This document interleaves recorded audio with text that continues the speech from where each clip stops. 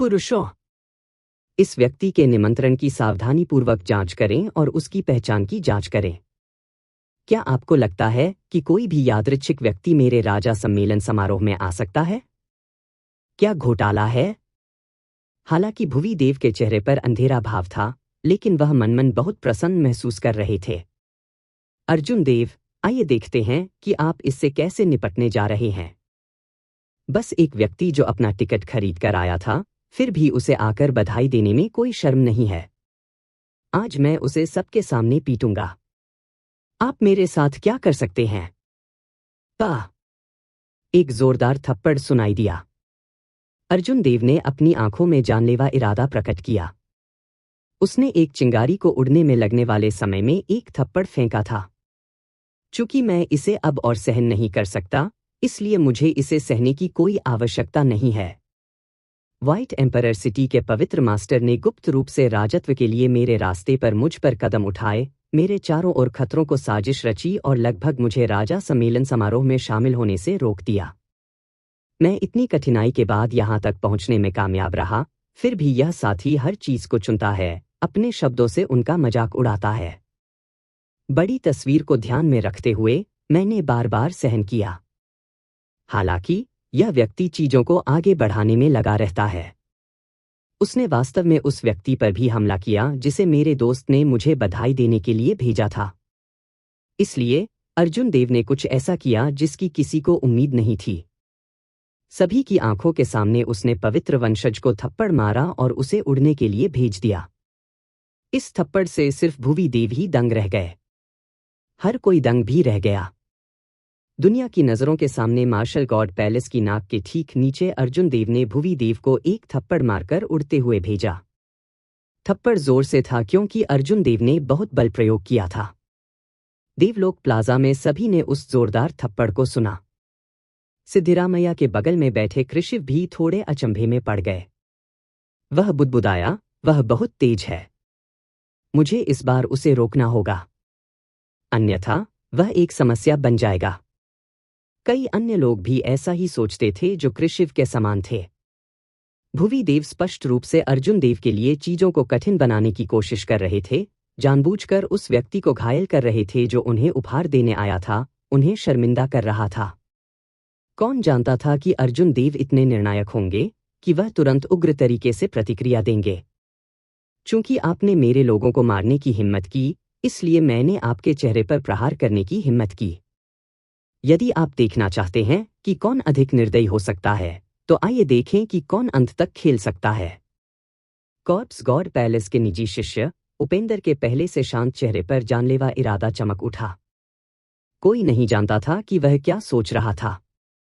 अर्जुन देव के साथ गोमांस खाने वाले और राजा के कन्फेरल समारोह के दौरान उनके साथ परेशानी की तलाश करने की तैयारी कर रहे कुछ लोगों ने भद्दे भाव दिखाए। तुमने मुझे थप्पड़ मारने की हिम्मत की। भुवी देव ने अत्यधिक क्रोध के भाव प्रकट किए। उसने अपना हाथ बढ़ाया और एक आकृति दहाड़ने लगी। बादल अजगर से आए, लेकिन हवा बाघ से आई। जैसे ही बाघ दहाड़ता है, तेज हवाएं चलने लगीं। हिंसक हवा। एक हिंसक हवा क्या थी? हवा को हिंसक कहने से पहले उसे क्या चाहिए? इसमें शक्ति, असीम शक्ति होनी चाहिए। आकाश से ऊंचा, जमीन से चौड़ा, समुद्र से भी विशाल और नदी से भी अधिक क्रूर। भुवी देव ने जो हवा इकट्ठी की थी, उसे वास्तव में हिंसक कहा जा सकता है।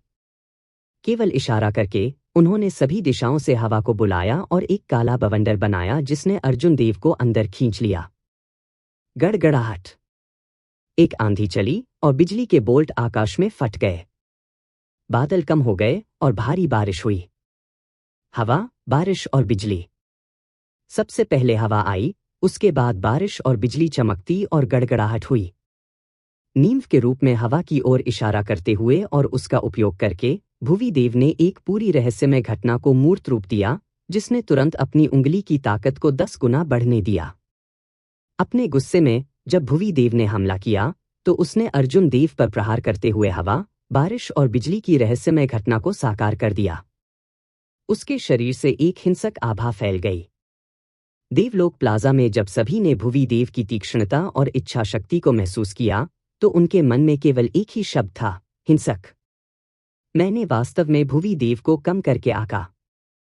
मुझे उम्मीद नहीं थी कि उसकी सिर्फ एक उंगली इतनी शक्तिशाली होगी। पवित्र वंशज। आखिरकार वह एक पवित्र वंशज है। मुझे आश्चर्य है कि अर्जुन देव वहां कैसे कर रहे हैं। वह शायद अच्छी स्थिति में नहीं है। भुवी देव ने इस कदम के साथ बहुत तेजी से गति पकड़ी। हवा चली और बारिश हुई, जल्द ही बिजली कड़कने लगी। यदि कोई 100 मीटर के भीतर होता तो उसके पास चकमा देने का कोई रास्ता नहीं होता। अचानक पागल भुवी देव ने प्लाजा में स्थिति बदल दी। ऐसा लग रहा था जैसे बाघ और अजगर के बीच लड़ाई होने वाली है। भुवी देव ने बिना किसी चेतावनी के हमला करते समय जो ताकत दिखाई उसने सभी को चकित कर दिया। अप्रत्याशित रूप से वह अर्जुन देव को खींचने में कामयाब रहे। हर कोई हैरान था कि अर्जुन देव बवंडर के अंदर कैसा कर रहे हैं। काले बवंडर से शुद्ध चांदनी निकली। एक पूर्णिमा हवा में ऊंची लटकी हुई थी और आकाश में अंधेरा छा गया, एक आदर्श रात और एक आदर्श चंद्रमा, अकेला, ठंडा और शांत। हल्की हवा चली। कृपाण संगीत की तरह लग रहा था, जीथर और बांसुरी की तरह, कभी न खत्म होने वाला, एक पहाड़ की चोटी पर ठंडी हवा की तरह गूंज रहा था। शांत और आराम से, खतरे के सामने घबराए नहीं। कोई जितना चाहे उतना हिंसक हो सकता है, लेकिन चमकीला चांद अभी भी नदी पर चमकेगा। कोई जितना चाहे उतना कठोर और अनुचित हो सकता है, लेकिन पहाड़ी घाटी में ठंडी हवा अभी भी चलेगी। ऊर्जा अंततः समाप्त हो जाएगी। चाहे वह कितना भी हिंसक क्यों न हो, मैं अडिग रहता हूं। इसके बाद हवा का बिखरना, बारिश रुकना और बिजली टूटना होगा। भुवी देव के हाव भाव थोड़े बदल गए। इस कदम की ताकत 9 आसमानों को हिला सकती है। हालांकि ऐसा लग रहा था कि यह कपास से टकराया है, कुछ भी नहीं मारा है। एक चाल की ताकत, आखिरकार सिर्फ एक चाल थी। अगर वह जारी रखना चाहता था तो उसे चालें बदलनी होंगी। एक विचार के साथ भुवी देव ने एक हाथ से एक हाथ की मुहर बनाई, दूसरे कदम पर जाने का इरादा किया। बूम! हालांकि जब भुवी देव की चाल की ऊर्जा कम हो रही थी तो काले बवंडर से एक कृपाण प्रकाश निकल आया। इस प्रकार आंधी छंट गई और इसके द्वारा चलाया गया आंधी स्वाभाविक रूप से ढह गई। ऐसा लग रहा था कि उस कृपाण प्रकाश की उपस्थिति के साथ निडर हड़ताल बिखर गई। जब भुवी देव अपनी दूसरी चाल शुरू करने वाले थे, तभी अर्जुन देव ने अपना हाथ बढ़ाया और पलटवार करने की पहल की। आकाश में चमकीला चांद कृपाण क्यूई में बदल गया और एक आश्चर्यजनक हमले के रूप में आया। भुवी देव केवल अपनी ऊर्जा बिखेर सकते थे और बचाव कर सकते थे। इस कृपाण क्यूई ने उसे एक बार फिर हवा में गिरा दिया। उसके होठों के एक कोने से खून निकल रहा था, उन्हें स्पष्ट रूप से एक महत्वपूर्ण चोट लगी थी। यंग मास्टर जिया, निमंत्रण नकली नहीं है। ये वे लोग हैं जिन्हें हेवनली स्टारी ओशन के नॉर्दर्न सी अलायंस के अलायंस चीफ के यंग मास्टर ने व्यक्तिगत रूप से भेजा था। जैसे ही क्रोधित भुवी देव ने अर्जुन देव से लड़ने की तैयारी करते हुए अपने पैरों पर वापस छलांग लगाई, मार्शल गॉड पैलेस के लोगों ने आखिरकार इस बूढ़े व्यक्ति के निमंत्रण की जांच पूरी की और परिणाम की घोषणा की। यह कैसे हो सकता है? लोगों का यह समूह उत्तरी सागर गठबंधन से है। भुवी देव को कुछ चक्कर आ रहा था, अपनी सारी लड़ाई की भावना खो रही थी, उसके स्थान पर उसकी रीढ़ की हड्डी में एक ठंडक चल रही थी। उन्होंने वास्तव में नॉर्दर्न सी अलायंस के लोगों पर हमला किया था। उत्तरी सागर गठबंधन कुनलुन महाद्वीप से बहुत दूर था। इसमें कोई आश्चर्य की बात नहीं थी कि उन्होंने योगेश का नाम कभी नहीं सुना था। हालांकि उन्होंने पहले उत्तरी सागर गठबंधन के बारे में सुना था। वह स्वर्गीय तारों वाले महासागर की एक महाशक्ति थी। जबकि वे कमजोर थे और मार्शल गॉड पैलेस के रूप में अमीर नहीं थे, वे अपने व्हाइट एम्परर सिटी की तुलना में बहुत मजबूत थे। आपदाएं वास्तव में अकेले नहीं आती। सबसे पहले उन्होंने स्पिरिट फॉक्स किंग की दत्तक बेटी को नाराज किया। फिर उन्होंने नॉर्दर्न सी अलायंस के लोगों को नाराज कर दिया। अर्जुन देव के सभी मित्र राक्षसी जीनियस क्यों थे? जब सभी ने भुवी देव को देखा तो उनके हाव भाव सहानुभूति से दया में बदल गए। व्हाइट एम्परर सिटी ने बधाई और उपहार देने के लिए काफी तैयारी की थी। देवलोक डोमेन के अधिकांश प्रमुख गुट एक के बाद एक पहुंचे, जिससे भुवी देव अच्छे लग रहे थे। हालांकि जब अर्जुन देव की बात आई तो वैदेही ने अकेले भुवी देव को जो मिला उससे आगे निकल गया। भुवी देव ने न केवल खुद को शर्मिंदा किया बल्कि उन्होंने एक के बाद एक कुनलुन महाद्वीप के 2 टाइटन्स स्पिरिट फॉक्स किंग और नॉर्दर्न सी अलायंस को भी नाराज कर दिया। बूढ़े सर, क्या आप ठीक हैं? भुवी देव को थप्पड़ मारकर अर्जुन देव अपनी कुछ कुंठा निकालने में कामयाब रहे, इसलिए उन्होंने उनसे उलझने में रुचि खो दी। वह जल्दी से उस बूढ़े आदमी के पास गया जिस पर भुवी देव ने हमला किया था। बूढ़ा मुस्कुराया और जवाब दिया, मैं बहुत घायल नहीं हूं। थोड़ी देर आराम करने के बाद मैं ठीक हो जाऊंगा। यंग मास्टर ने कहा कि यंग मास्टर देव दोस्ती को महत्व देते हैं। और वास्तव में आप करते हैं। आप वास्तव में इस उपहार के योग्य हैं। बॉक्स खोलो। यंग मास्टर देव को इस उपहार की सराहना करने दें। हमारे यंग मास्टर ने जो उपहार भेजा है वह उत्तरी सागर गठबंधन को शर्मिंदा नहीं करेगा। 10 चोटी मार्शल मोनार्क होने के बावजूद इस 200 मीटर लंबे बॉक्स को ले जाते हैं, फिर भी वे संघर्ष कर रहे थे। हर कोई लंबे समय से बॉक्स की सामग्री के बारे में उत्सुक महसूस कर रहा था। अर्जुन देव के दोस्त तेजी से अविश्वसनीय लग रहे थे। स्पिरिट फॉक्स किंग की दत्तक बेटी ने पहले ही एक पवित्र आत्मा नस दे दी थी। क्या बॉक्स में मौजूद चीज पवित्र आत्मा की नस को टक्कर दे सकती है? जब धातु के बक्से को ले जाने वाले काश्तकारों ने इसका ढक्कन उठाने का आदेश सुना तो उन सभी ने राहत की सांस ली। अपने हाथों के फ्लिप के साथ उन्होंने बॉक्स पर कुंडी छोड़ दी। धातु का विशाल ढक्कन तुरंत खुल गया। दहाड़! जैसे ही धातु का बक्सा खुला, उसमें से एक लंबे समय से दबी हुई ड्रैगन की दहाड़ उठी, जिससे आसपास का वातावरण हिल गया। बढ़ता हुआ ड्रैगन हर जगह फैल सकता है। यह ड्रैगन माइट से अलग था जिसकी आम काश्तकारों ने नकल की थी। यह सबसे आदिम ड्रैगन पराक्रम था जिसमें एक प्राचीन आभा थी जो कई दसियों हजार वर्षों तक चली। एक सच्चे ड्रैगन की आवाज। इसमें क्या निहित है? इतना भयानक ड्रैगन हो सकता है? क्या यह पूरी तरह से ट्रू ड्रैगन की रीढ़ हो सकती है? 200 मीटर लंबे ट्रू ड्रैगन की रीढ़? यह बहुत चरम है। जब यह ट्रू ड्रैगन जीवित था तो यह कितना बड़ा था? ट्रू ड्रैगन हड्डियां शेरों के लायक थीं। उनकी दुर्लभता स्वयं स्पष्ट थी। हड्डियों में ट्रू ड्रैगन की रीढ़ की अनगिनत कशेरुक सबसे कीमती थी। सैवेज युद्ध क्षेत्र में वापस वरुण त्यागी ने ट्रू ड्रैगन की रीढ़ का एक दुर्लभ सेट प्राप्त किया था और इसे ट्रू ड्रैगन लाइटनिंग व्हिप, एक उपदिव्य हथियार में बना दिया था। वह रीढ़ केवल 10 मीटर लंबी थी। फिर भी यह पहले से ही बहुत दुर्लभ था और इसे उपदिव्य हथियार बनाने के लिए पर्याप्त था। उनके सामने ट्रू ड्रैगन की रीढ़ की हड्डी 200 मीटर लंबी थी। इसका मूल्य कितना भयानक था? एक आम कहावत थी, अजगर गहराई में छिप जाता है। यह कहावत सच प्रतीत हुई। संभवतः केवल उत्तरी सागर गठबंधन ही इतनी विशाल ट्रू ड्रैगन की रीढ़ की हड्डी खोजने में सक्षम था।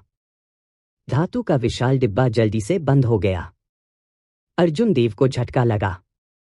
यह उपहार कुछ हद तक बहुत बड़ा आयात था, इतना आयात कि उसने इसे स्वीकार करने की हिम्मत नहीं की। यंग मास्टर देव, इस बारे में सोचने की कोई जरूरत नहीं है। स्वर्गीय खंडहर बंजर भूमि में रहते हुए आपने हमारे युवा गुरु की जान बचाई। यह एक उपयुक्त उपहार है। इसके अलावा हमारे यंग मास्टर दोस्ती को बहुत महत्व देते हैं। चूंकि यंग मास्टर देव को एज्योर ड्रैगन किंग से सम्मानित किया गया है, इसलिए आप निश्चित रूप से ड्रैगन के बीच इस राजा की रीढ़ के योग्य हैं। बूढ़े व्यक्ति ने लापरवाही से कहा। उनके स्वर से संकेत मिलता है कि उनके पास अर्जुन देव की अच्छी छाप थी। स्पष्ट रूप से पहले के उस थप्पड़ ने वास्तव में इस बूढ़े व्यक्ति को अपनी कुंठाओं को बाहर निकालने में मदद की। कुछ ही दूरी पर भुवी देव ने तब तक चश्मा लगाया जब तक कि उसकी आंखें लगभग बाहर नहीं निकल गईं। उसने मन ही मन सोचा, कचरा, कचरे का ढेर। इस कचरे में अर्जुन देव को जो मिला उसका उल्लेख नहीं था। इसके बजाय यह उपहार थे जो उन्हें स्वयं मिले थे। अर्जुन देव की तुलना में वे वास्तव में सभी कचरा थे। एक दोस्त क्या था? भुवी देव अब थोड़ा बेहतर समझ रहे थे। व्हाइट एम्परर सिटी के पवित्र गुरु बहुत शक्तिशाली थे। उन्होंने देवलोक डोमेन में कई संप्रदायों को बधाई और उपहार देने के लिए अपनी प्रतिष्ठा पर भरोसा किया। इन लोगों का भुवि देव से कोई संबंध नहीं था। वे पवित्र गुरु को चेहरा देने के लिए आए थे। वे वास्तव में खजाने के स्तर पर उपहार कैसे पेश कर सकते हैं?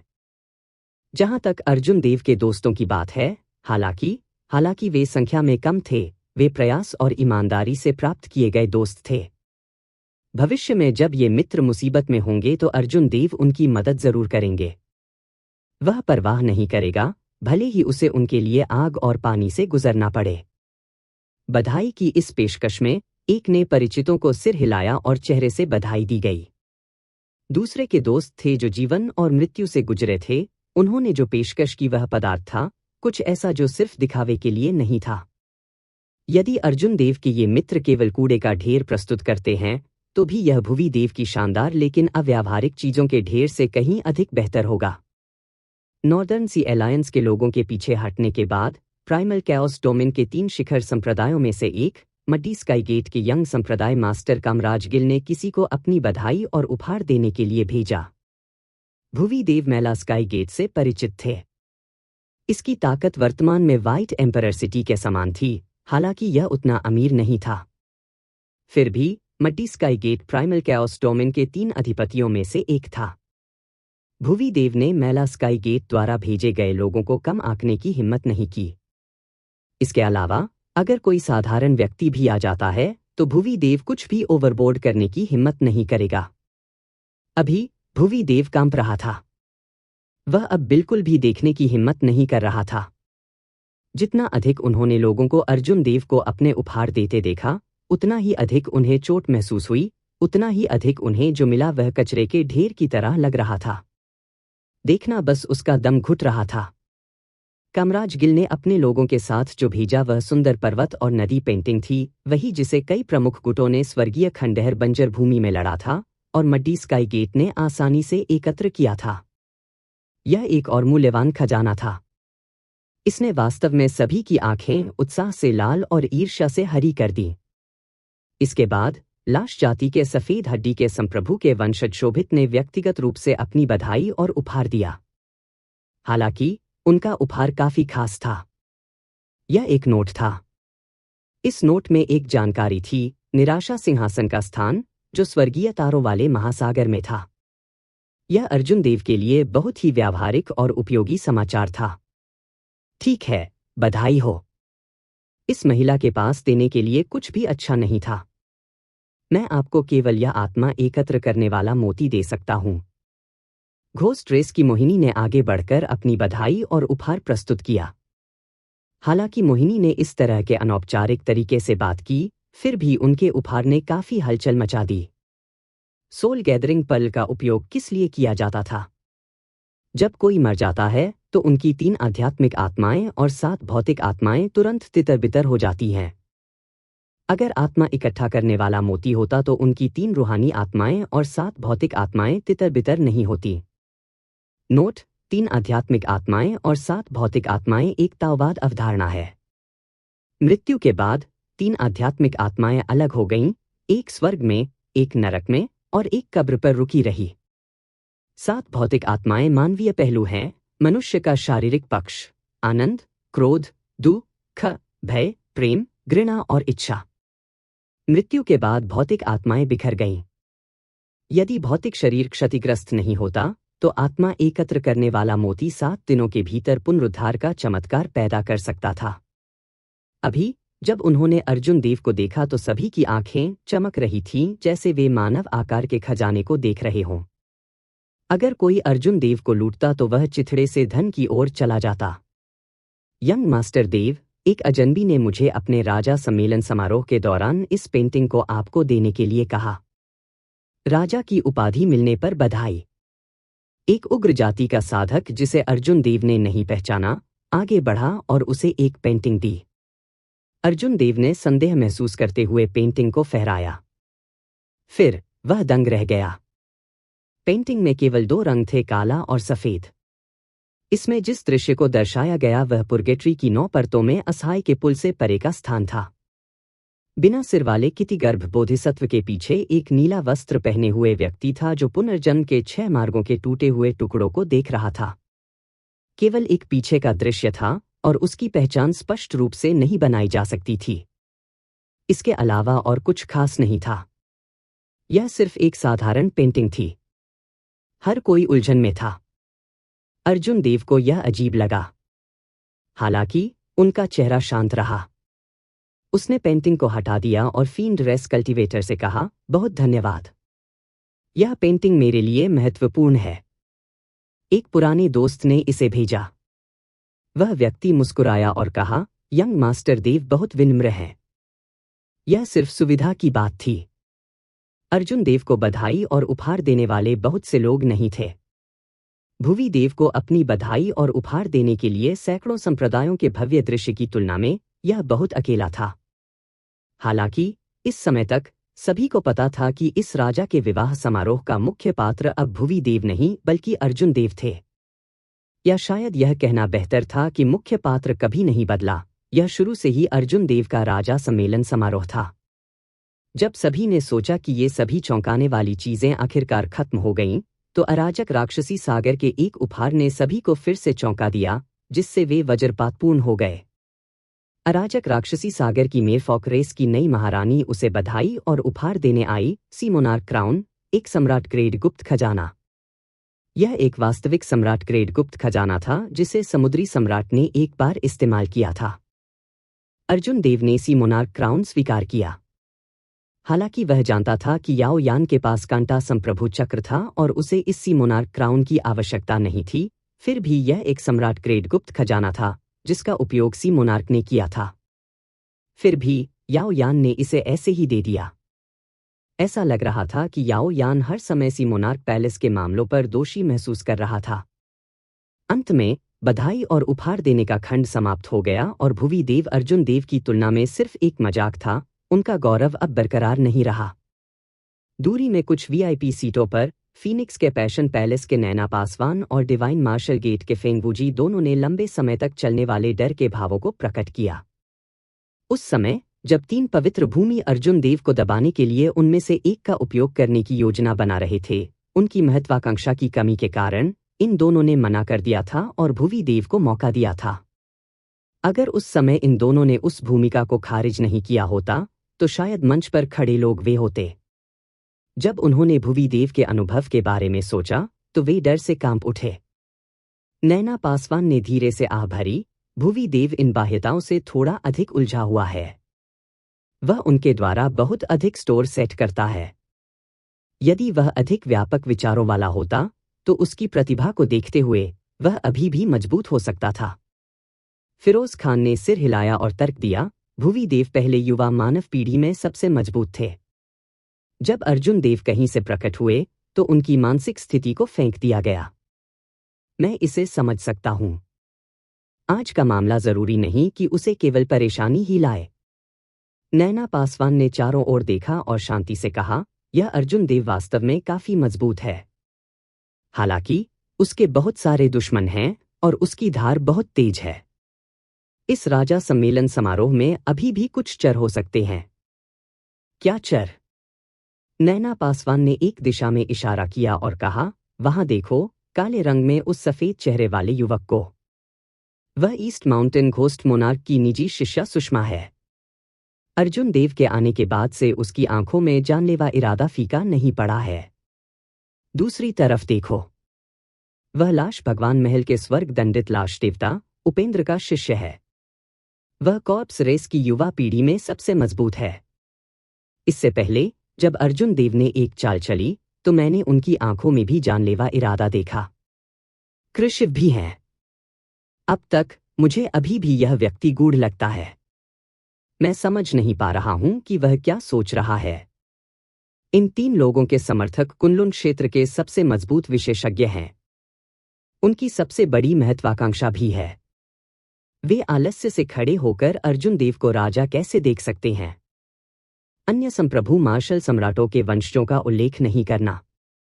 यह कहना मुश्किल है कि क्या वह एजियो ड्रैगन किंग का प्रतीक चिन्ह सफलतापूर्वक प्राप्त कर सकता है। फिरोज खान ने उन दिशाओं में देखा जिनकी ओर नैना पासवान ने इशारा किया था।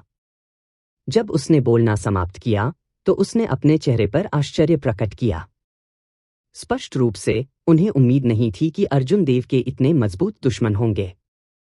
East mountain ghost monarch, heaven punishing corps god और हेवन एक्जॉन्टिंग डीडीटी सॉवरेन थंडर सॉवरेन के समान स्तर के विशेषज्ञ थे।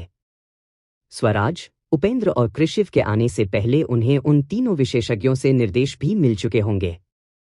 इसके बाद राजा का प्रतीक चिन्ह प्रदान किया गया। इन प्रतीक चिन्हों के साथ वे मार्शल गॉड पैलेस की पूर्ण स्वीकृति प्राप्त करेंगे। अर्जुन देव की एज़्योर ड्रैगन किंग की उपाधि को पूरी तरह से स्वीकार किया जाएगा। भुवी देव को इस प्रतीक चिन्ह को बहुत आसानी से प्राप्त करने में सक्षम होना चाहिए। हालांकि अर्जुन देव के लिए ऐसा करना मुश्किल होगा। प्रतीक चिन्ह देने से पहले मार्शल गॉड पैलेस ने युवा पीढ़ी के किसानों को आने और राजा के उम्मीदवारों को चुनौती देने की अनुमति दी। सामान्य परिस्थितियों में ये चुनौती देने वाले मार्शल गॉड पैलेस के कारण खुद को पॉइंटर्स के एक साधारण आदान प्रदान तक सीमित कर लेंगे। हालांकि अभी वर्तमान में मार्शल गॉड पैलेस का प्रबंधन करने वाले 3 पवित्र गुरु स्पष्ट रूप से अर्जुन देव का समर्थन नहीं करते थे। वे अब भी एक कटु पतन के कगार पर थे। अर्जुन देव मार्शल गॉड पैलेस पर भरोसा नहीं कर पाएंगे, केवल खुद पर।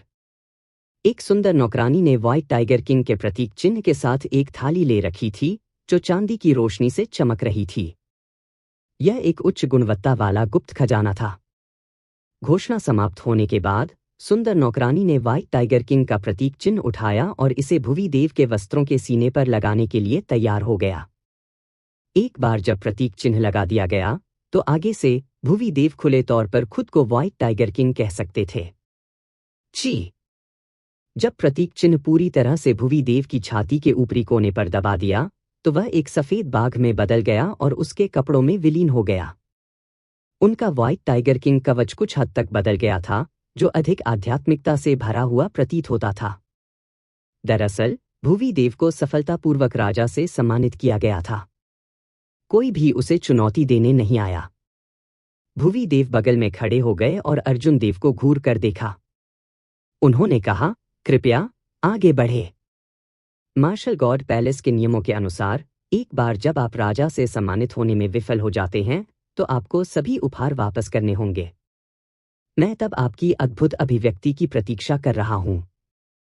इस तरह का व्यक्ति हमेशा से बस खुद का मजाक बनाते हुए देखने का इंतजार कर रहा था। एक बार जब कोई फिसल जाता है तो वे आप पर पत्थर फेंक सकते हैं और आपका मजाक उड़ा सकते हैं। एक नौकरानी एज़्योर ड्रैगन किंग के प्रतीक चिन्ह को ले गई। नीला प्रतीक चिन्ह पर एक ड्रैगन की छवि उकेरी गई थी। इसने एक फीकी नीली रोशनी दी और धुंधली लग रही थी, जैसे कि यह एक भ्रम था।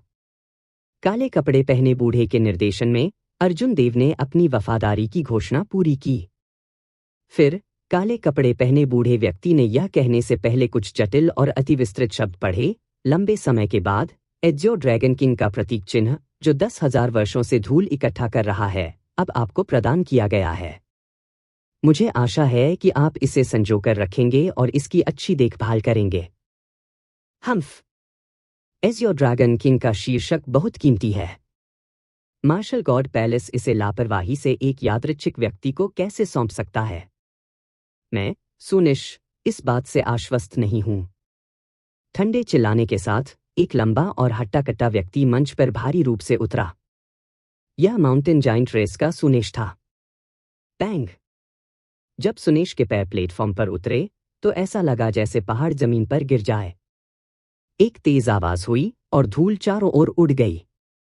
एक सदमे की लहर जो पहाड़ों को विभाजित कर सकती है, अंतरिक्ष पर दबा दी गई, जिससे यह पानी की तरह फैलने लगे।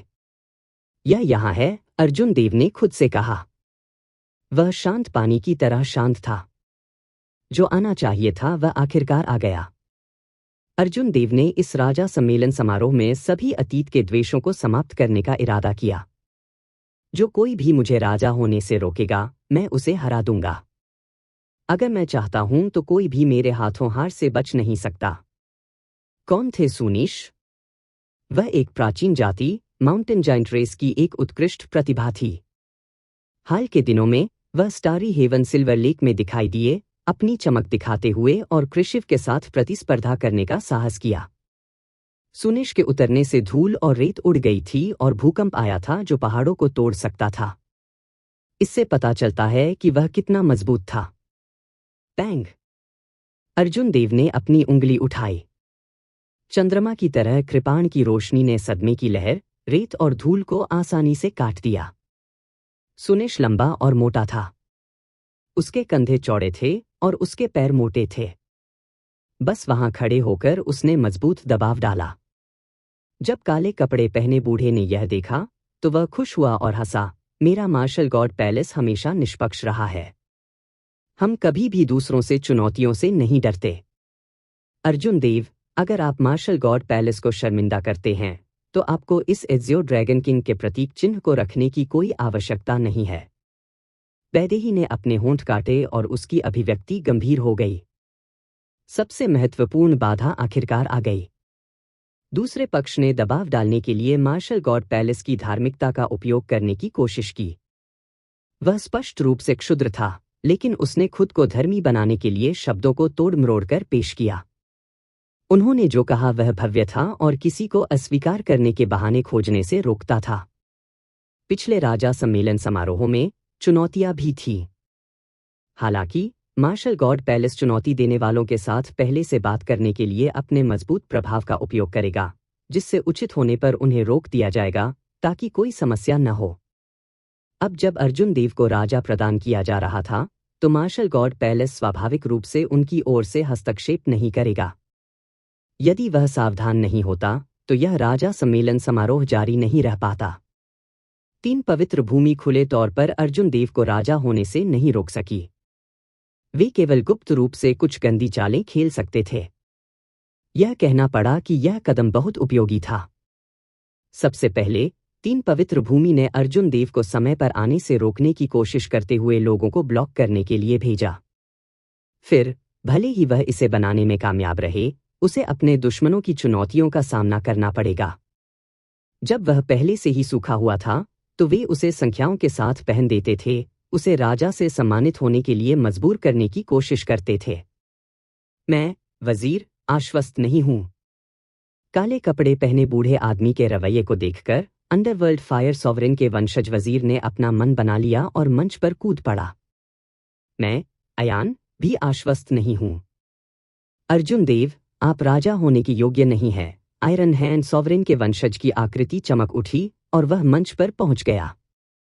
3 उत्कृष्ट प्रतिभाएं तुरंत मंच पर दिखाई दीं, उनमें से प्रत्येक भयावह पृष्ठभूमि के साथ सभी संप्रभु मार्शल सम्राटों द्वारा समर्थित थे। सभी को देख रहे काश्तकारों के दिलों में ठंडक महसूस हुई।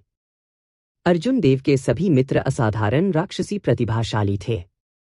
हालांकि उनके सभी विरोधी भी भयानक रूप से मजबूत थे। एक नियमित व्यक्ति जो उनमें से सिर्फ एक को नाराज करता है, उसके पास भविष्य में और अच्छे दिन नहीं होंगे। दूसरी ओर अर्जुन देव ने एक बार में 3 को नाराज कर दिया था, जिसका मतलब था कि उन्हें राजत्व के रास्ते में कुछ समस्याओं का सामना करना पड़ सकता है। होश! यह अभी खत्म नहीं हुआ था। 2 लोगों ने आकाश में उड़ान भरी, प्राइमल कैओस डोमेन के स्वर्गीय संगीत संप्रदाय और फ्रॉस्ट मून पैलेस के जिया डोंगयांग और जियोकिंघन। दोनों एक साथ खड़े हो गए और यह भी कहा कि वे आश्वस्त नहीं थे, अपना रुख व्यक्त करते हुए। फ्रॉस्ट मून पैलेस और हेवनली म्यूजिक संप्रदाय प्राइमल कैओस डोमेन के चरम गुट थे। वे संप्रभु मार्शल सम्राटों के साथ संप्रदाय थे जो उनका नेतृत्व करते थे। यहां तक कि पूरे कुनलुन क्षेत्र की पृष्ठभूमि के खिलाफ भी वे बेहद मजबूत गुट थे। अरे नहीं, यह बहुत अधिक है। 5 बेहतरीन प्रतिभाएं एक साथ सामने आईं। इस तरह के लाइनअप के साथ एक ही पीढ़ी में कौन इससे बच सकता है? यह बहुत ज्यादा है। ऐसा लगता है कि मार्शल गॉड पैलेस का इरादा कभी भी अर्जुन देव को राजा से सम्मानित करने में सफल होने का नहीं था। अन्यथा वे इन लोगों को निमंत्रण नहीं भेजते। ऐसा लगता है कि एज़ियो ड्रैगन किंग का प्रतीक चिन्ह धूल इकट्ठा करना जारी रखने जा रहा है। मार्शल गॉड पैलेस के पूरे इतिहास में यह शायद सफल होने के लिए सबसे कठिन राजा सम्मेलन समारोह है। अगले ही पल अर्जुन देव, जिनके पास असीम भविष्य लग रहा था, दर्शकों की नजरों में हताश संकट में पड़ गए। कई लोगों ने उसके दुर्व्यवहार से नाराज होकर आह भरी। दूर तक कुछ सच्चे विशेषज्ञ स्वर्ग के वंशज और शिष्य देवता संप्रभु को छोड़ रहे हैं। स्वर्ग को सजा देने वाले लाश देवता और ईस्ट माउंटेन घोस्ट मोनार्क सभी स्थिर रहे, ठंड से देख रहे थे। इन लोगों की आंखें अच्छी थीं, वे बता सकते थे कि अर्जुन देव आज अलग लग रहे थे, इसलिए वे उतावला नहीं थे। हालांकि अगर उन्हें कोई मौका मिलता है तो वे निश्चित रूप से एक घातक प्रहार करने से नहीं हिचकिचाएंगे। अगर भीड़ को पता चल जाता कि अर्जुन देव को राजा दिए जाने से ये तीनों लोग खुश नहीं हैं, तो वे बेहद चौंक जाते।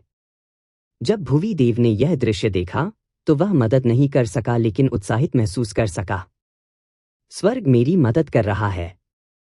आज मैं, भुवि देव, अभी भी इस राजा समारोह का मुख्य पात्र हूं। अर्जुन देव, भले ही आपके पास अधिक मित्र हों और जब उन्होंने अपनी बधाई और उपहार दिए तो आपको इतना गौरव प्राप्त हुआ, आपको राजा से सम्मानित होने में विफल रहने के बाद सब कुछ वापस करना होगा। आपकी असफलता शायद जीवन भर के लिए आपके दिल में छाया बन जाएगी। आप हमेशा के लिए मार्शल सम्राट बनने में असमर्थ रहेंगे। काले कपड़े पहने बूढ़ा थोड़ा स्तब्ध था। उसने उम्मीद नहीं की थी कि शक्तिशाली समर्थन वाले इतने सारे लोग अर्जुन देव को राजा दिए जाने के बारे में आश्वस्त नहीं होंगे। काले कपड़े पहने बूढ़ा खुद को बुदबुदाते हुए नहीं रोक सका। हालांकि थंडर सॉवरेन ज्यादातर मामलों की परवाह नहीं करता है और अक्सर बंद दरवाजे की खेती में होता है। अगर अर्जुन देव वास्तव में यहाँ पीट कर मार डाला जाता है तो तीनों पवित्र गुरु भी थंडर सॉवरेन को इसका हिसाब नहीं दे पाएंगे। उन्होंने एज़्योर ड्रैगन किंग का प्रतीक चिन्ह उठाते हुए कहा, अर्जुन देव, ऐसा लगता है कि आपकी प्रतिष्ठा अपर्याप्त है। ऐसे बहुत से लोग हैं जो इस बात से सहमत नहीं हैं कि आपको राजा से सम्मानित किया जाना चाहिए। यह बेहतर है कि आप सुरक्षित रखने के लिए एज़्योर ड्रैगन किंग के प्रतीक चिन्ह को मार्शल गॉड पैलेस के साथ छोड़ दें। अर्जुन देव ने अपने चेहरे पर किसी भी भाव के बिना विनम्रता से जवाब दिया, यह सिर्फ कुछ लोग नहीं चिल्ला रहे हैं और इसका मतलब है कि मेरी प्रतिष्ठा अपर्याप्त है। बूढ़े सर, मुझे लगता है कि आप या तो बूढ़े हैं या अंधे हैं। भुवि देव ने कहा, अर्जुन देव, तुम में कितनी बड़ी हिम्मत है।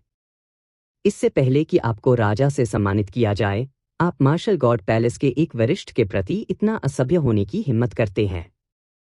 ओल्ड सर आपको दूसरों द्वारा पीट कर मारते हुए देखने के लिए तैयार नहीं थे, इसलिए उसने अपने दिल की दयालुता से तुम्हें सलाह दी, फिर भी तुम इसे समझने में असमर्थ हो। इसके बजाय आपने उसे डांटा और उसे अपमानित किया। तुम कितने घमंडी हो।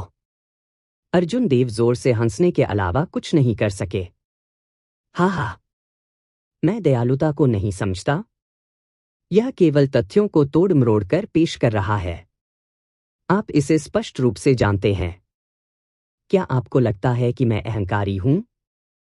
उस स्थिति में मैं निडरता के साथ इसका उत्तर दूंगा। आप जैसा कचरा व्हाइट टाइगर किंग से सम्मानित होने के योग्य नहीं है। पैंग। अन्य 5 लोगों को नजरअंदाज करते हुए अर्जुन देव ने मुड़कर भुवि देव पर हमला किया। अर्जुन देव का शरीर कृपाण की तरह हो गया, तेज और हमेशा बदलता रहता है। साधारण हथेली की हड़ताल वास्तव में ऐसा महसूस हुआ जैसे यह कृपाण से भरा हुआ था। हर जगह से हवा आ रही थी। कृपाण का तीखापन अद्वितीय था। भुवि देव ने महसूस किया कि अर्जुन देव की हथेली के प्रहार ने पूरे क्षेत्र को खतरे से भर दिया। भागने के लिए कोई जगह नहीं थी और छिपने के लिए कोई जगह नहीं थी। हालांकि भुवि देव के पास एक गहरी खेती थी जो पहले से ही ग्रैंड मास्टर स्तर के मार्शल सेज तक आगे बढ़ चुकी थी। वह इस बात से घबराया नहीं, यह विश्वास करते हुए कि वह अर्जुन देव के साथ 100 चालों का आदान प्रदान आसानी से कर सकता है। 10 चालें खत्म होने से पहले पक्ष के 5 लोग हमले का विरोध नहीं कर पाएंगे। उस समय जब वे साथ काम करते थे तो अर्जुन देव को पूरी तरह से पंगु बना लेते थे। भुवि देव ने इशारा किया और एक तेज हवा चली। एक तेज रोशनी निकली जो अर्जुन देव को रोकने की कोशिश कर रही थी। हालांकि कुछ अजीब हुआ। अर्जुन देव की हथेली का प्रहार सामान्य लग रहा था। हालांकि इसने भुवि देव के आक्रमण को आसानी से चकनाचूर कर दिया, जैसे शरद ऋतु की हवा गिरे हुए पत्तों को बहा देती है। जब तक भुवि देव ने प्रतिक्रिया दी, तब तक अर्जुन देव ने उनकी कलाई पकड़ ली थी। तुरंत हजारों ब्लेड लगे। एक प्रकाश चमक उठा जिससे भुवी देव का सफेद टाइगर किंग कवच छेद से भरा हुआ रह गया। व्हाइट टाइगर किंग का प्रतीक चिन्ह, जो अभी अभी उस पर टिका हुआ था, गिर गया और एक धमाके के साथ जमीन से टकरा गया। फिर अर्जुन देव ने 25,000 टन बल के साथ अपना हाथ बाहर निकाला, जिससे भुवी देव उल्का की तरह उड़ गया। इससे पहले कि भुवी देव कोई प्रतिक्रिया दे पाते, उन्हें बिना किसी निशान के बहुत दूर फेंक दिया गया। सबके व्यापक दृष्टिकोण से देखें तो भुवी देव देवलोक नगरी से उड़ते हुए प्रतीत हुए। वह चोट पहुंचाता रहा, बहुत देर तक नहीं रुका। फिर वह शहर के बाहर लगभग 50 किलोमीटर दूर एक पहाड़ से टकरा गया, जिससे बीच में चोटी चकनाचूर हो गई। भुवी देव ने बड़े कौर से खून की उल्टी की। फिर उसने बहुत मुश्किल से अपने ऊपर भारी चट्टानों को धक्का दिया और भ्रम में चारों ओर देखा। वह चारों ओर चोटियों के साथ जंगल था। घास और पेड़ हर जगह थे और कोई नहीं दिख रहा था।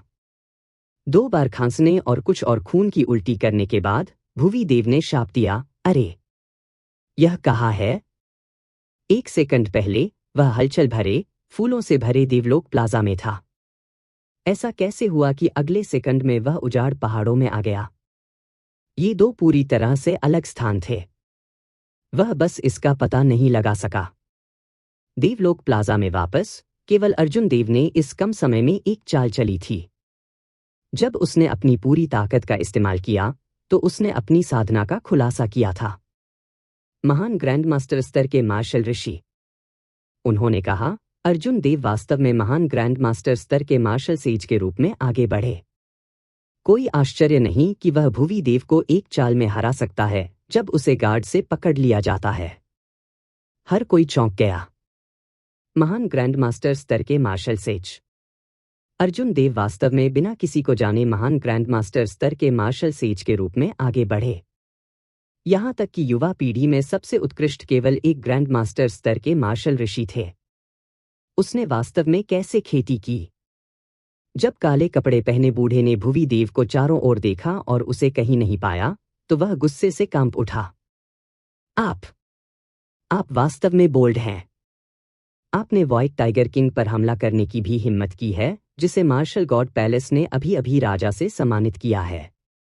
व्हाइट टाइगर किंग का प्रतीक चिन्ह पकड़े हुए अर्जुन देव ने शांति से उत्तर दिया, मार्शल गॉड पैलेस हमेशा निष्पक्ष रहा है, कभी भी किसी से चुनौतियों से नहीं डरता।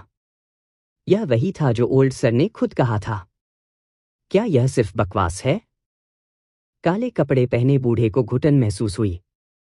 उन्होंने वास्तव में ये शब्द पहले भी कहे थे। किसने कल्पना की होगी कि अर्जुन देव तुरंत भुवी देव को इतनी लापरवाही से चुनौती देंगे और एक ही चाल में उन्हें बाहर भी निकाल देंगे? अर्जुन देव को काले कपड़े पहने बूढ़े आदमी से परेशान नहीं किया जा सकता था। अपने हाथ के एक फ्लिप के साथ लूना शैडो कृपाण उसकी मुट्ठी में दिखाई दिया और उसने उसे जमीन में घोंप दिया। पैंग! जब म्यान की नोक जमीन में टकराई तो दरारें फैल गईं। जैसे ही अर्जुन देव के सफेद वस्त्र फड़फड़ाते थे, उन्होंने कृपाण की मूठ को अपने हाथ से पकड़ लिया और एक असीम आभा एक भारी ध्वनि के साथ बाहर निकल गई। सुनिश और अन्य लोग अनजाने में एक कदम पीछे हट गए। कोई और जो यह कहने की हिम्मत करता है कि वे आश्वस्त नहीं हैं? अर्जुन देव ने उदासीनता से पूछा, क्योंकि उसने अपने सामने वाले 5 को शांति से देखा। कोई और जो यह कहने की हिम्मत करता है कि वे आश्वस्त नहीं हैं? अर्जुन देव के शब्द आकस्मिक लग रहे थे और उनकी टकटकी स्थिर पानी की तरह शांत थी। उसने अपने सामने 5 को उदासीनता से देखा, कोई तीखापन नहीं दिखाया।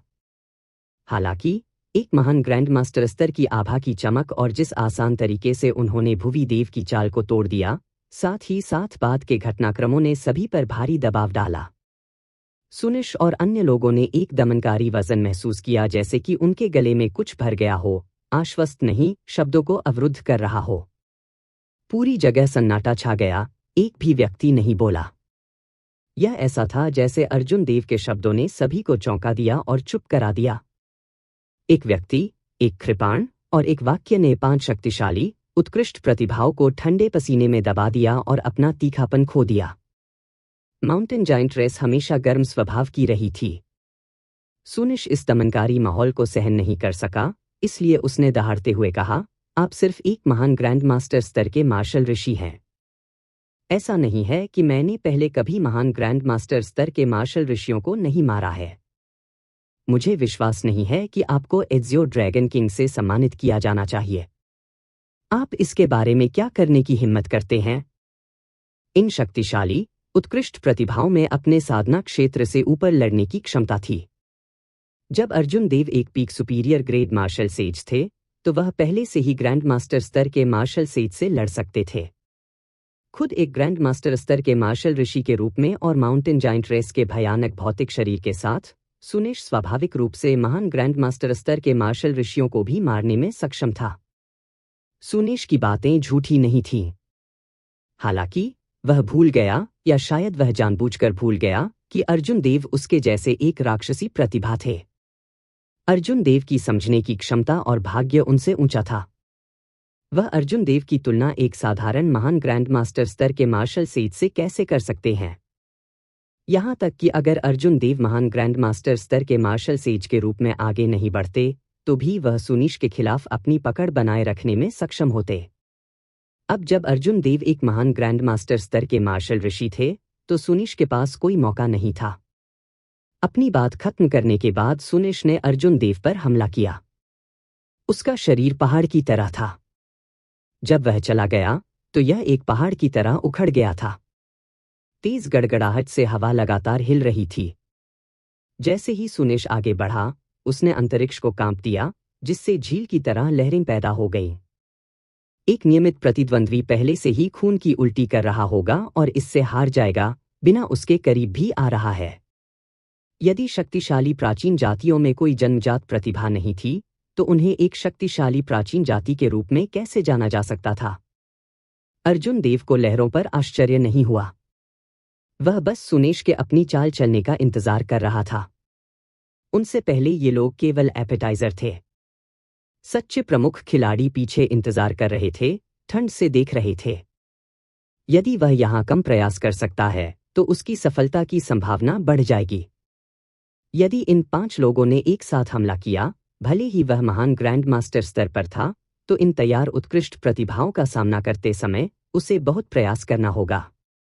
अकेले एक सुनेश का सामना करना, उस पर क्रोधित सुनेश का सामना करना बहुत आसान था।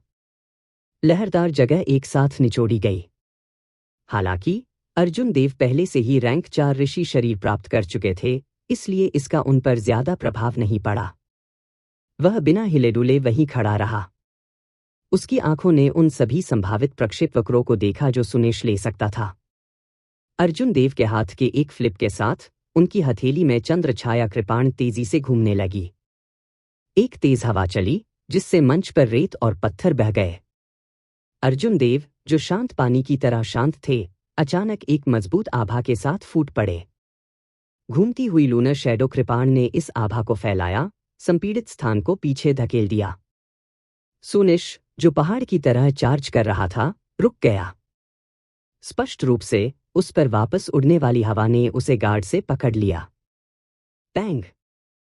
जिस क्षण सुनिश रुका, उसी समय में एक सांस के 10वें हिस्से से भी कम समय में अर्जुन देव की घूमती हुई चंद्र छाया कृपाण भी बंद हो गई। एक कृपाण प्रकाश जो सूरज की तरह चमकदार था, पूरे मंच को सफेद रोशनी में ढक रहा था। जब प्रकाश गायब हो गया और जगह फिर से शांत हो गई, तो सभी ने देखा कि म्यान किया हुआ चंद्र छाया कृपाण अभी भी अर्जुन देव के हाथ में था, लेकिन सुनीश के माथे पर म्यान की नोक के साथ। उस बिंदु से खून बह गया, जिससे उसका पूरा चेहरा ढक गया।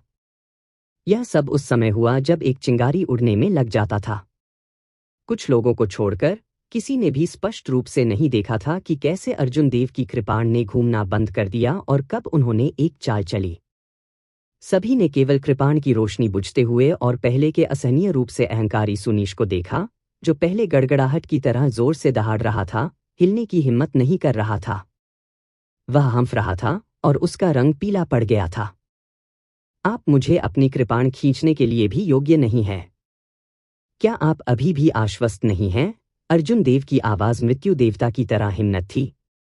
हाथापाई करना। अर्जुन देव ने लूनर शैडो कृपाण को सुनीश की छाती पर स्थानांतरित कर दिया। फिर एक बड़ी ताकत फूट पड़ी। सुनीश ने हवा में गिरते ही एक कौर खून की उल्टी कर दी। उतरने के बाद वह कई बार गिर गया और प्लेटफॉर्म से गिर गया। मंच पर अभी भी मौजूद अन्य 4 लोग, अयान, वजीर और अन्य, सभी बेहद असहज महसूस कर रहे थे, जैसे कि उनकी पीठ पर चाकू दबाया गया हो, खासकर जब अर्जुन देव ने उन्हें देखा। उन्हें आगे बढ़ना या पीछे हटना मुश्किल लगा। कौन कल्पना कर सकता था कि अर्जुन देव महान ग्रैंड मास्टर स्तर के मार्शल ऋषि के रूप में आगे बढ़ गए हैं? कौन सोच सकता था कि वह सुनेश को एक चाल में हरा देगा, उसे इस हद तक हरा देगा कि सुनेश ने कुछ भी कहने की हिम्मत नहीं की और उसे लुढ़क कर भेज दिया? कोई और जो यह कहने की हिम्मत करता है कि वे आश्वस्त नहीं हैं? ये शब्द चारों के सिर में गूंज उठे। भुवी देव और सुनेश के उदाहरण के साथ ये चारों यह कहने की हिम्मत कैसे कर सकते थे कि वे आश्वस्त नहीं थे? फिर भी इन चारों पर बहुत सारी निगाहें थीं। वे पीछे हटकर खुद को शर्मिंदा करना बर्दाश्त नहीं कर सकते थे। इन चारों को याद आया कि कैसे उन्होंने आगे कदम बढ़ाया था, अपनी तीक्ष्णता का प्रदर्शन किया था और इतने भव्य स्वर में कहा था, मैं आश्वस्त नहीं हूं। उन्होंने भव्यता के साथ कदम बढ़ाया और फिर भी उन्हें इस तरह के निराश तरीके से पीछे हटना पड़ा। उन्हें शायद बहुत दर्द होगा। क्या कोई और जो यह कहने की हिम्मत करता है कि वे आश्वस्त नहीं हैं? सफेद वस्त्र वाले राजा अर्जुन देव, इस तरह के अहंकार के साथ, इसमें कोई आश्चर्य की बात नहीं है कि आप सूक्ष्म महलों के लोगों को भी मारने की हिम्मत करते हैं।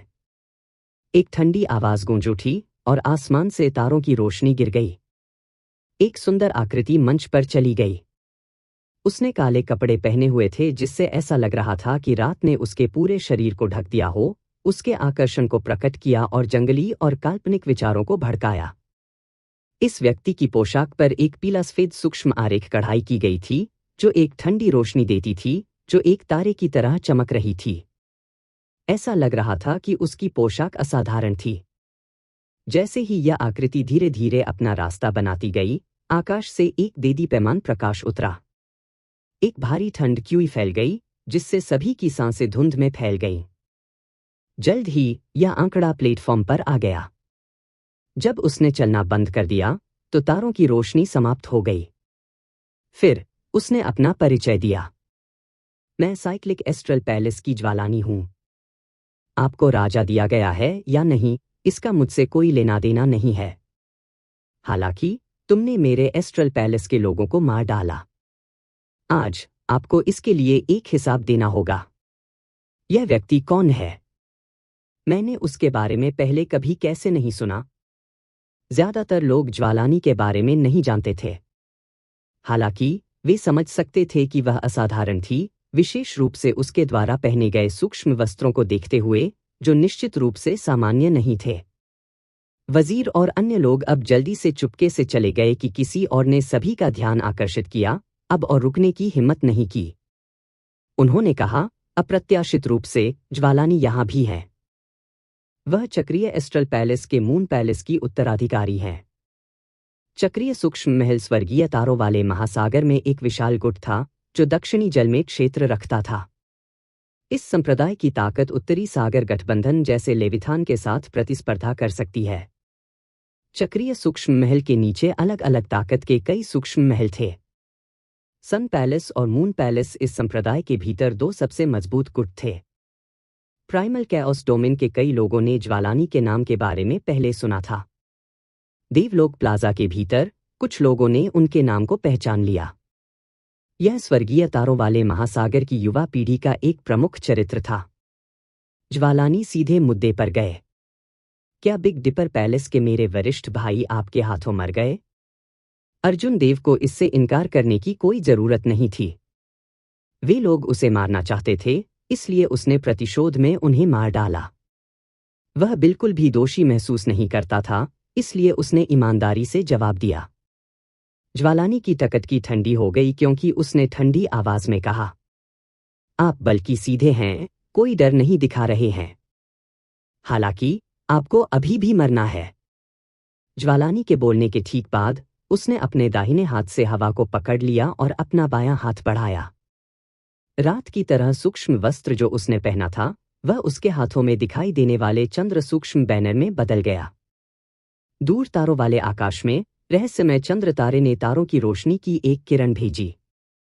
अपने बाहरी कपड़े खोने के बाद ज्वालानी ने अपनी गोरी त्वचा का बहुत कुछ प्रकट किया।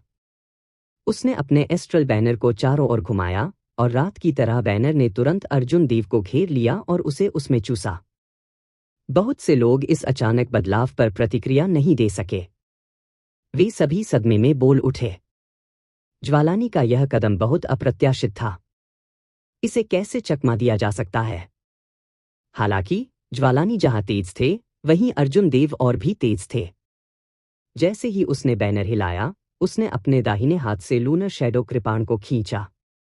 तुरंत एक असीम कृपाण इरादा बाहर निकल गया। सूरज की तरह कृपाण की रोशनी ने रात को बिखेर दिया और ज्वालानी के हाथों से बैनर पोल को खटखटाया। अपनी कृपाण को म्यान करने के बाद अर्जुन देव ने अपना दाहिना हाथ लहराया, एस्ट्रल बैनर को चूसते हुए। अगर मेरे दिल में कोई डर महसूस होता तो मैं राजा के कन्फेरल समारोह में नहीं आता। आप उन लोगों का बदला लेना चाहते हैं। हालांकि आप अकेले ही मुझे अपनी कृपाण खींचने के लिए पर्याप्त हैं। मैं कुछ और लोगों को बुलाने में आपकी मदद करूंगा। स्वराज, उपेंद्र और कृषिव, तुम तीनों कब तक देखते रहोगे? क्या आपकी तुलना एक लड़की से भी नहीं की जा सकती है? अर्जुन देव ने ज्वालानी के अतीत को देखा। ईस्ट माउंटेन घोस्ट मोनार्क के उत्तराधिकारियों, स्वर्ग को सजा देने वाले लाश देवता और स्वर्ग को छोड़ने वाले देवता संप्रभु को देखते हुए उन्हें खुले तौर पर चुनौती दी।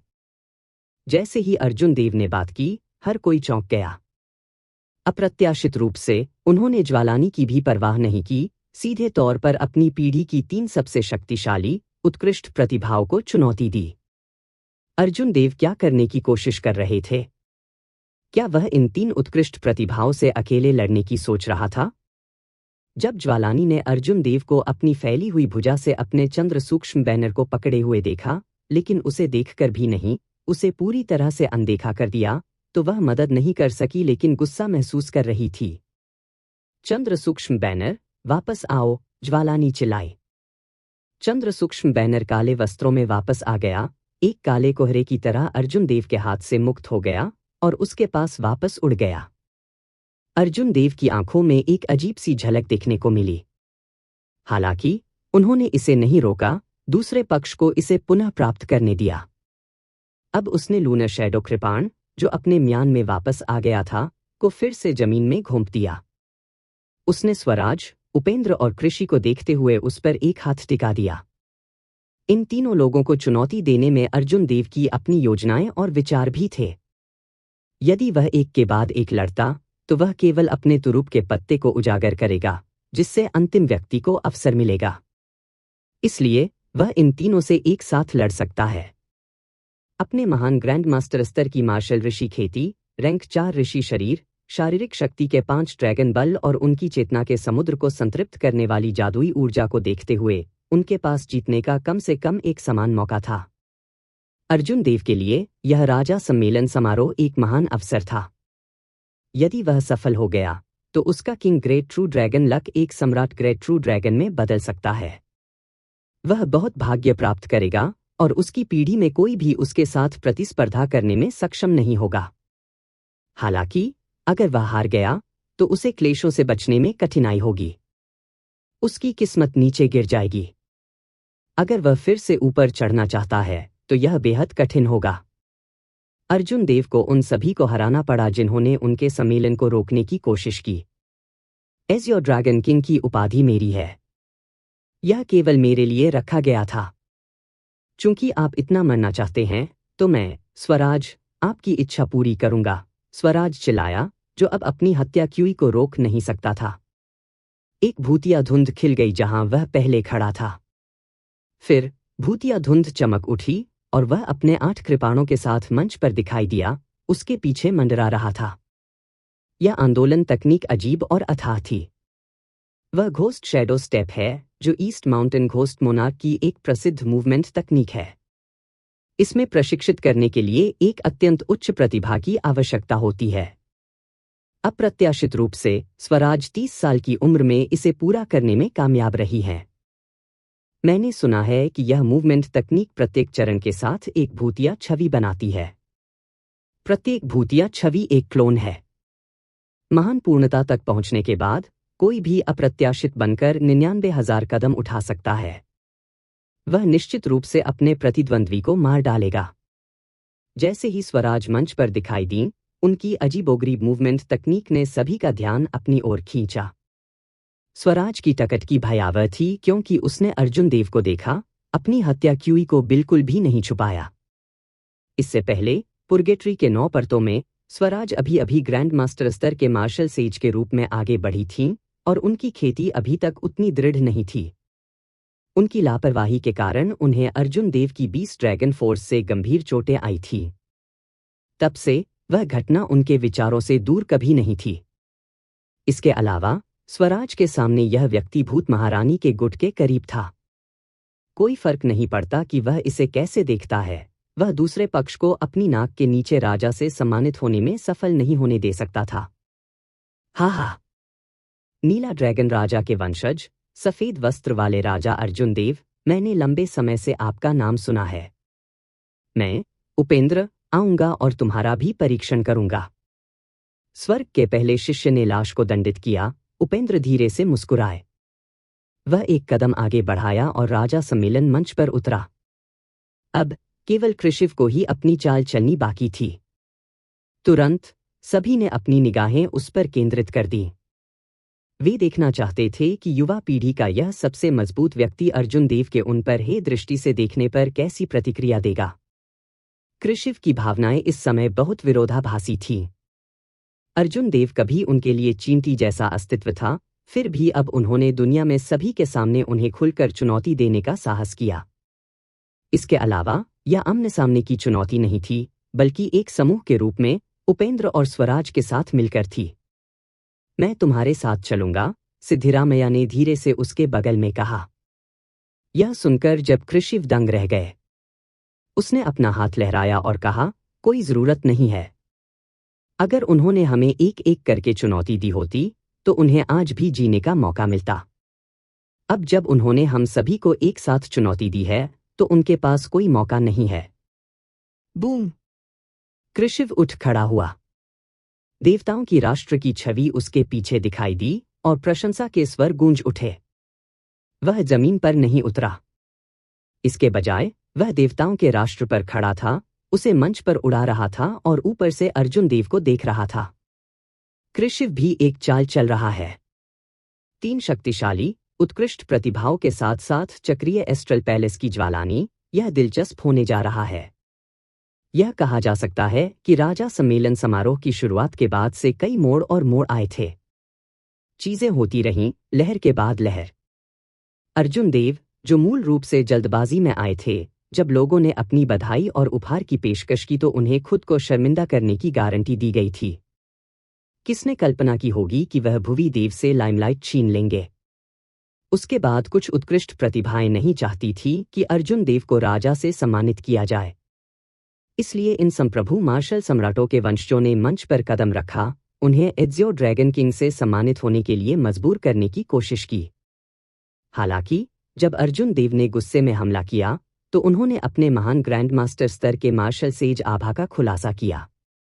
एक प्रहार के साथ उन्होंने भुवी देव को दूर उड़ते हुए भेज दिया। यह कहानी यहीं खत्म हो जानी चाहिए थी। हालांकि अर्जुन देव ने 3 शक्तिशाली, उत्कृष्ट प्रतिभाओं को सीधे चुनौती दी।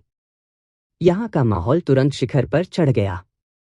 आमतौर पर स्वराज, उपेंद्र और कृषि के लिए एक साथ होना दुर्लभ होगा। उनके लिए एक ही पीढ़ी के किसी व्यक्ति से निपटने के लिए सहयोग करना और भी असंभव होगा। हालांकि इसी दिन इस प्लेटफॉर्म पर यह असंभव नजारा सभी की आंखों के सामने आ गया। अर्जुन देव की जीत की संभावना दयनीय रूप से कम थी। फिर भी किसी ने यह कहने की हिम्मत नहीं की कि वह निश्चित रूप से हारेंगे। यदि यह व्यक्ति जिसने यहां इस रास्ते पर इतने सारे चमत्कार किए थे, वास्तव में जीत गया, तो वह एज़ियोर सम्राट से भी अधिक उत्कृष्ट होगा जब एज़ियोर सम्राट छोटा था। इसे मुझसे मत छीनो। मैं अकेले इस आदमी को संभाल सकता हूं। वह सिर्फ एक महान ग्रैंड मास्टर स्तर के मार्शल ऋषि हैं, न कि कोई ऐसा व्यक्ति जिसका मैं सम्मान करूंगा। यह सोचने के लिए कि वह इतना घमंडी था, मुझे यह कहने की हिम्मत कर रहा था कि मैं आश्वस्त नहीं हूं। खैर, मैं इसे अब कहूंगा, मैं आश्वस्त नहीं हूं। स्वराज ठंडे स्वर में मुस्कुराई और चार्ज करने की पहल की। वह बहुत गौरवान्वित व्यक्ति थे। जब उन्होंने अर्जुन देव को अपनी साधना प्रकट करते देखा तो उन्हें लगा कि अर्जुन देव ने पहले ही उनके सभी तुरूप के पत्ते उजागर कर दिए हैं। स्वराज को लगा कि यह कुछ भी नहीं है और उनका मानना था कि वह अकेले ही इसे संभाल सकते हैं। अन्य लोग इस बात से खुश थे कि स्वराज को पहले अर्जुन देव की जांच करने के लिए जाने दिया गया। हालांकि अगर उन्हें मौका मिला तो वे निश्चित रूप से अर्जुन देव को एक घातक झटका देंगे। कहो कहो कहो। स्वराज के पीछे 8 कृपाण इधर उधर घूमते रहे। उसने 8 कदम उठाए, प्रत्येक कदम एक भूतिया छवि को पीछे छोड़ते हुए एक क्लोन बनाया। जब वह किया गया था तो असली को नकली से अलग करना मुश्किल था। 8 भूतिया छवि क्लोनों ने अलग अलग कृपाण तकनीकों का उपयोग किया। हालांकि वे एक साथ जुड़े हुए थे क्योंकि भूतिया आवाजें अंतहीन रूप से चिल्लाती थी। ऐसा लग रहा था कि मंच एक नई दुनिया में बदल रहा है जहां एक भूत भगवान उतर रहा था। ब्लैक क्यूई एक भूत देवता की शक्ति के रूप में फैल गया। जैसे ही भूतिया आवाजें गूंजती थीं, काली रोशनी फैल गई जिससे सभी का दिल झकझोर जाता था। आकाश में कृशिव, जो देवताओं की राष्ट्र छवि पर खड़ा था, थोड़ा भौहें चढ़ा रहा था। उनकी एविसी कृपाण तकनीक छोटी पूर्णता तक पहुंच गई है। कोई आश्चर्य नहीं कि वह इतना आश्वस्त है। जब स्वराज ने इस कृपाण तकनीक का इस्तेमाल किया तो कृषि अकेले नहीं थे जिनके हाव भाव बदल गए, अन्य आमंत्रित किसान भी हैरान थे। एविसी कृपाण तकनीक घोस्ट रेस में पारित मार्शल तकनीकों का एक व्यापक सेट था। यहां तक कि प्रसिद्ध घोस्ट शैडो स्टेप भी इसका एक हिस्सा था। अर्जुन देव को पहले से ही पता था कि स्वराज एविसी कृपाण तकनीक का अभ्यास करती हैं, इसलिए उन्हें कोई आश्चर्य नहीं हुआ। उसने अपने दाहिने हाथ से कृपाण की मूठ पकड़ रखी और ध्यान से 8 क्लोनों को देखा। हालांकि उन्होंने उस एविसी नर्क पर ज्यादा ध्यान नहीं दिया जिसे स्वराज बुला रहे थे। जैसे ही काली क्यूई ने पूरे मंच को कवर किया, डेथ क्यूई केंद्र से अंतहीन रूप से बाहर निकल गई। स्वराज के 8 भूतिया छवि क्लोन पहले से ही बहुत ठोस लग रहे थे। ऐसा प्रतीत होता है कि वे अर्जुन देव को पकड़कर तुरंत मारने की कगार पर हैं। एक चिंगारी को उड़ने में लगने वाले समय में अर्जुन देव ने एक क्लोन पर अपनी नजर डाली। फिर उसने अपने दाहिने हाथ से बिजली की गति से अपने लूनर शैडो कृपाण को खींचा। उसका पूरा अस्तित्व बैंगनी कृपाण की रोशनी में बदल गया क्योंकि वह बाहर निकल गया। गड़गड़ाहट हुई और कृपाण की शक्ति इकट्ठी हो गई। एक डांग सुनाई दी। कृपाण के एक प्रहार के साथ अर्जुन देव ने उस विशेष क्लोन के हथियार को गिरा दिया। कृपाण की रोशनी चमकती रही। बैंगनी बिजली अंतहीन रूप से चटक रही थी क्योंकि इसने प्रकाश दिया था। 3 सांसों के भीतर चमक हवा में एक दूसरे के ऊपर स्तरित हो गई, जिससे हजारों कृपाण प्रकाश आफ्टर इमेज पीछे रह गए। अर्जुन देव बस बहुत तेजी से चले गए। वह क्लोन समय पर उससे निपट नहीं सका। उसने उस क्लोन को छुरा घोंपा और उस क्लोन ने खून की उल्टी की क्योंकि वह वापस उड़ रहा था। एविसी नर्क जो लगभग समाप्त हो गया था, उसी तरह बिखर गया। डेथ क्यूई प्रकाश के अनगिनत गुच्छों में फैल गया। यह असंभव है। आपको मेरा असली शरीर कैसे मिला? स्वराज ने खून से एक और कौर की उल्टी की, उसकी आंखें अविश्वास से भर गईं। दोनों की मानसिक ऊर्जा के बीच असमानता बहुत अधिक थी। जब तक थोड़ा सा भी अंतर था, अर्जुन देव अपनी आध्यात्मिक भावना का उपयोग करके असली और नकली को अलग करने में सक्षम होंगे। ऐसा करना उनके लिए मुश्किल नहीं था। सुषमा के दुर्भाग्य से वह पहले इतना आश्वस्त था, सोच रहा था कि वह हार नहीं पाएगा। स्वाभाविक रूप से अर्जुन देव उन्हें इस बारे में नहीं बताएंगे। स्प्रिंग थंडर दहाड़ने लगा और सब कुछ हाइबरनेशन से जाग गया। अर्जुन देव ने मुड़कर अपनी कृपाण से काट लिया। आड़ू के फूल चारों ओर 50 किलोमीटर तक खिलते थे। एक खुशबू हवा में भर गई क्योंकि पंखुड़ियां हर जगह उड़ रही थीं। इस कृपाण ने एक असीम जीवन शक्ति को प्रकट किया क्योंकि इसने चारों ओर की सारी मौत क्यूई को बहा दिया और स्वराज की ओर कटा दिया। हालांकि जैसे ही कृपाण की रोशनी स्वराज पर पड़ने वाली थी, तारों की रोशनी की एक चमक थी। ज्वालानी ने अपने हाथ में लूनर एस्ट्रल बैनर पकड़कर जल्दी से हमला किया। उपेंद्र ने अपना हाथ बढ़ाया और उसमें एक बड़ी कुल्हाड़ी दिखाई दी। यह विशाल कुल्हाड़ी उसकी उंगलियों के चारों ओर घूमती थी, हवा की तरह घूमती थी और अविश्वसनीय रूप से निडर लग रही थी। जब विशाल कुल्हाड़ी पर प्रकाश अपने चरम पर पहुंच गया तो उपेंद्र ने छलांग लगाई और अर्जुन देव के सिर की ओर कट गया। ऊपर देवताओं की राष्ट्र छवि से एक ध्वनि आई। कृशिव गरिमापूर्ण और गंभीर लग रहे थे क्योंकि उन्होंने हाथ की मुहरों का गठन किया। स्वर्ग को रोशन करने वाले दिव्य संप्रभु, विश्व को खत्म करने की छाप को निष्पादित किया। पहला स्वर्ग, दूसरा स्वर्ग, तीसरा स्वर्ग। 99वें स्वर्ग के प्रकट होने तक सभी तरह से स्वर्ग को रोशन करने वाला दिव्य संप्रभु पहाड़ की तरह लंबा खड़ा था। जैसे ही यह चिल्लाया, इसने अर्जुन देव पर विश्व को खत्म करने की छाप भेजी। स्वर्ग को रोशन करने वाला दिव्य संप्रभु पहाड़ की तरह लंबा खड़ा था। जैसे ही यह चिल्लाया, इसने अर्जुन देव पर विश्व को खत्म करने की छाप भेजी। हालांकि सुषमा ने कहा कि वह अकेले लड़ना चाहते हैं और नहीं चाहते कि कोई हस्तक्षेप करे, लेकिन अर्जुन देव सतर्क रहे। वह वास्तव में इन 3 लोगों की निगरानी में कुछ प्रयास कैसे नहीं कर सकता था। जैसे ही इन तीनों ने अपना आक्रमण शुरू किया, अर्जुन देव ने उन पर ध्यान दिया। उन्होंने अपनी हड़ताल वापस ले ली और वापस चले गए। सबसे पहले उन्होंने ज्वालानी के लूनर एस्ट्रल बैनर को चकमा दिया, जिसमें हमला करते समय एक असीम ठंडी रोशनी थी। जैसे ही अर्जुन देव का पैर एक कदम पीछे हट गया, 1 किलोमीटर लंबा बर्फ का खंभा जो अत्यधिक ठंड से निकल रहा था, क्यों ऊपर उठ गया जहां वह पहले खड़ा था। यदि अर्जुन देव एक कदम धीमा होता तो चंद्रमा से अत्यधिक ठंडी सूक्ष्म ऊर्जा उसकी आत्मा को भी जमने और उसे बर्फ के टुकड़ों में कुचलने में सक्षम होती। जैसे ही अर्जुन देव पीछे हटे, उपेंद्र की विशाल कुल्हाड़ी उनके सिर की ओर उतरी। चकमा देने के लिए पहले से ही कोई समय या जगह नहीं थी। चूंकि अर्जुन देव इसे चकमा नहीं दे सकते थे या इसे विक्षेपित नहीं कर सकते थे, इसलिए वह इसे बल के साथ तोड़ देते थे। अर्जुन देव अपनी कृपाण से एकाकार हो गए। उसके लंबे बाल फैल गए क्योंकि उसने अपने शरीर में सभी कानून ऊर्जा को प्रसारित किया। रोशनी के चमकीले बैंगनी छल्ले उसके पीछे दिखाई दिए, जो 10,000 की भयानक संख्या तक पहुंच गए। जैसे ही उसने अपनी कृपाण घुमाई, उसने बैंगनी बिजली की रोशनी का एक लंबा निशान छोड़ दिया जो एक ड्रैगन की तरह दिखता था, अंतरिक्ष में खुद को गहराई से अंकित कर रहा था। इस समय यह ऐसा था जैसे समय जम गया हो। 100 साल के बाद भी, 1000 साल, इस समय यह दृश्य शायद अभी भी हर किसी की यादों में अंकित होगा, जिसे कभी नहीं भुलाया जा सकता है। जैसे ही उपेंद्र ऊपर से नीचे उतरा, अपनी विशाल कुल्हाड़ी और संग्रहित ऊर्जा के साथ नीचे काटा, ऐसा लग रहा था कि उसका झटका लगभग अंतरिक्ष को फाड़ सकता है, जिससे आकाश विभाजित हो सकता है। ऊपर वाले ने स्वाभाविक रूप से लाभ रखा।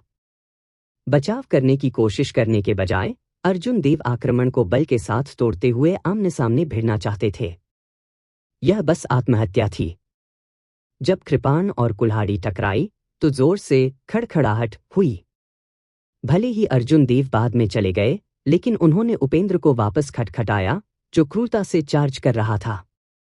पत्थर के मंच के टूटते ही एक तेज आवाज गूंज उठी।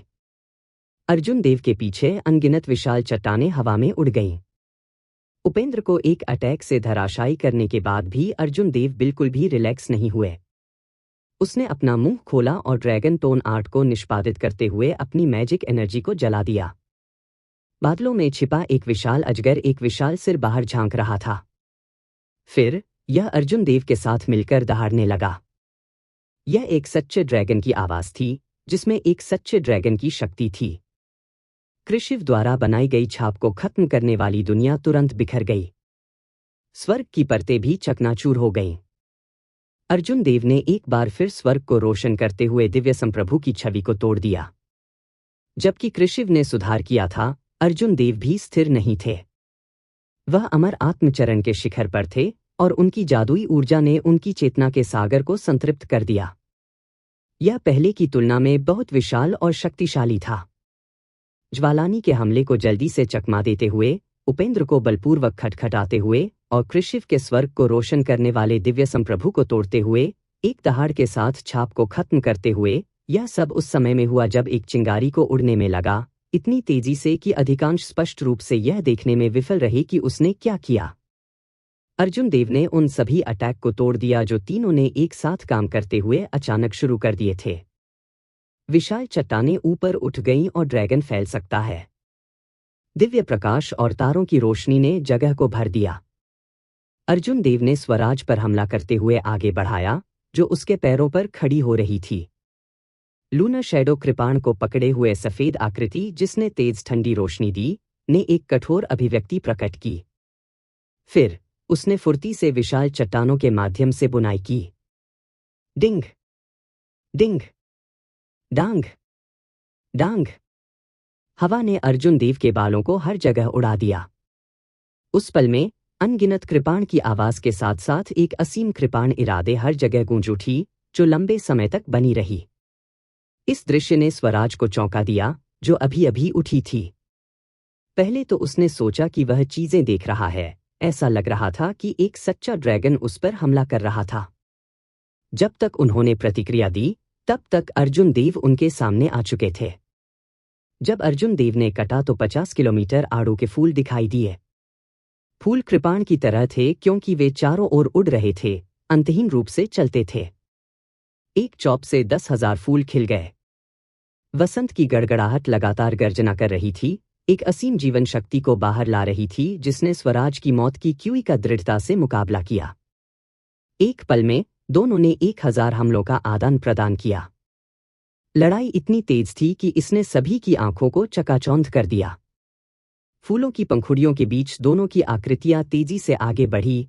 कृपाण क्यूई ने हर जगह गोली चलाई। एक और 100 चालों के बाद अर्जुन देव के शरीर पर 10 कृपाण के घाव दिखाई दिए थे, इतने गहरे की हड्डियां दिखाई दे रही थी। ब्लैक क्यूई उन पर टिका रहा और खून लगातार बहने लगा। हालांकि स्वराज कृपाण के घावों से पूरी तरह से छलनी हो गई थी, जो खून बहना बंद नहीं कर रही थी और उसका रंग राख हो गया था। उसने अर्जुन देव की ओर कुछ डरावनी दृष्टि से देखा और कांपती हुई आवाज में कहा, तुम वास्तव में निर्दयी हो।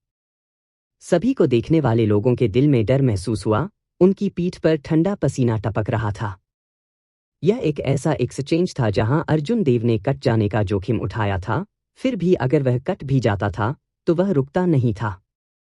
अगर तुम मुझे एक बार काटते हो तो मैं तुम्हें बदले में 10 बार काट दूंगा। इस प्रकार अर्जुन देव को कृपाण के 10 घाव थे, जबकि स्वराज को 100 कृपाण के घाव थे। शहीद स्वराज को देखकर अर्जुन देव ने उनकी उपेक्षा कर दी।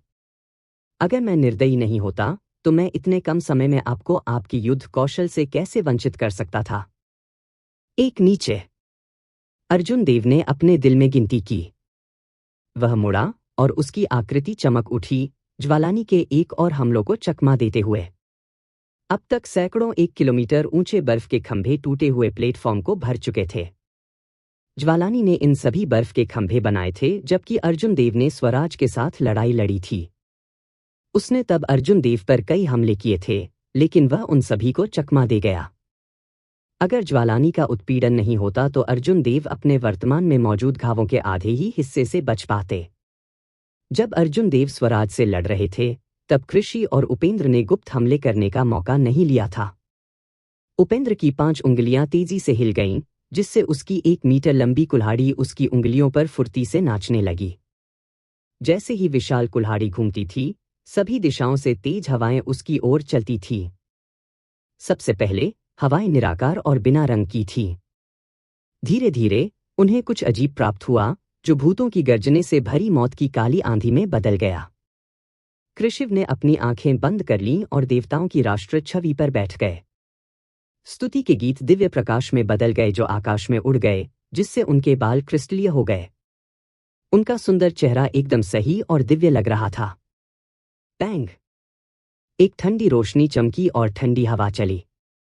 चकाचौंध भरी तारों की रोशनी के साथ अर्जुन देव को यह जानने के लिए अनुमान भी नहीं लगाना पड़ा कि यह ज्वालानी की हत्या की चाल थी। अर्जुन देव ने सूक्ष्म ध्वज को फहराते हुए देखा, जो रात की तरह घुप्प अंधेरा दिखाई दे रहा था, जैसे विशाल रात का आकाश उनकी ओर उड़ रहा हो। रात के दृश्य में एक तारा ठंड से टिमटिमा रहा था। यह प्राचीन चंद्र तारा था।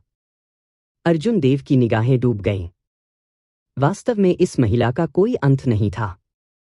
उसने लापरवाही से लूनर शैडो कृपाण को नीचे चिपका दिया और हाथ की सील बना दी।